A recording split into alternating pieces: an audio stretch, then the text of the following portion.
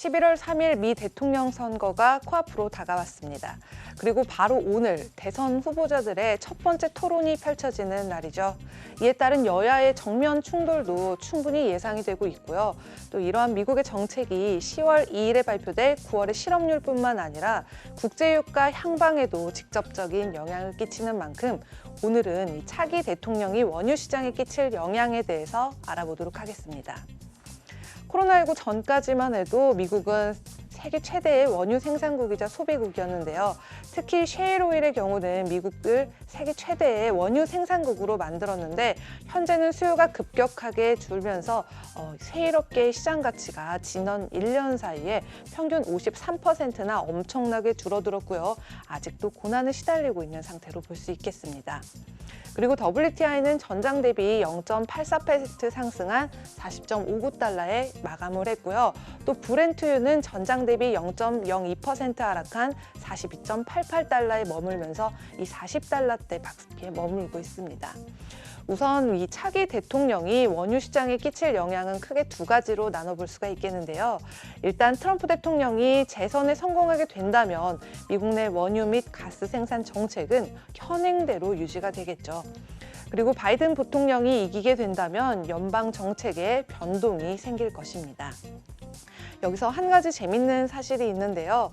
돌아보면 이 예전에 조지 부시 대통령의 경우는 오일맨이라는 별명이 있었을 정도로 원유 시장에서 확실한 아군이라는 평가를 받았는데요.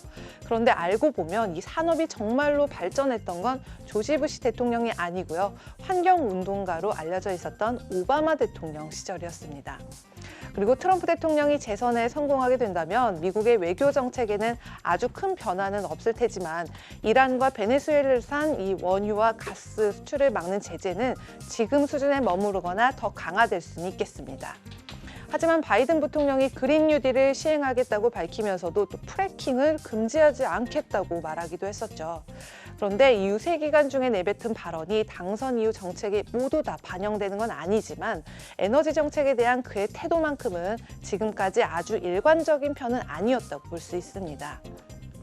또 바이든 부통령은 대이란 정책을 극적으로 바꾸겠다고 밝힌 바도 있지만 그 변화에 원유 제재 완화가 포함되는 건지는 알 수가 없습니다. 그럼 만약에 바이든 부통령이 당선이 되고 이란이 산유량과 판매량을 증가시킨다면 어떻게 될까요? 네, 당연히 오펙의 정책도 영향을 받게 될 텐데요. 이란이 감산 할당량을 이상의 생산을 요구하게 된다면 오펙 플러스 감산원 자체가 위태로워질 가능성도 있습니다. 그렇지만 저유가 상황이 개선되기 전에 이란산 원유가 시장에 풀리게 되면 유가는 지금보다도 훨씬 낮아질 수가 있겠습니다.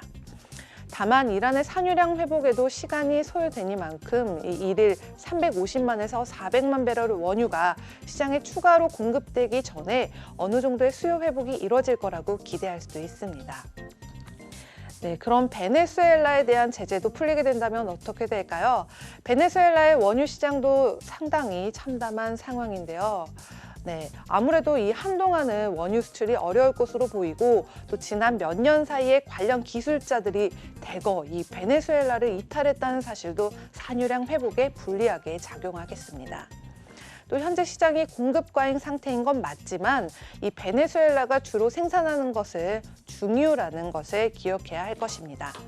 그래서 시장에 다시 공급되기만 한다면 높은 수요를 확인할 수 있을 텐데 인력 이탈이나 비용 또 부정부패 또 그리고 인프라 약화 등 이런 여러 가지 난관을 감수하고서라도 베네수엘라의 원유 산업을 부활시키고 또 원유를 수입할 곳은 그래도 다양한 편이라고 볼 수 있겠습니다. 네, 지금까지 차기 대통령이 원유 시장에 끼칠 영향에 대해서 즉 미국 내 원유 생산 정책이 현행대로 유지될 경우 그리고 연방 정책에 변동이 생길 경우를 알아봤고요. 네, 글로벌 금융시장 심쿵 브리핑 펄스였습니다.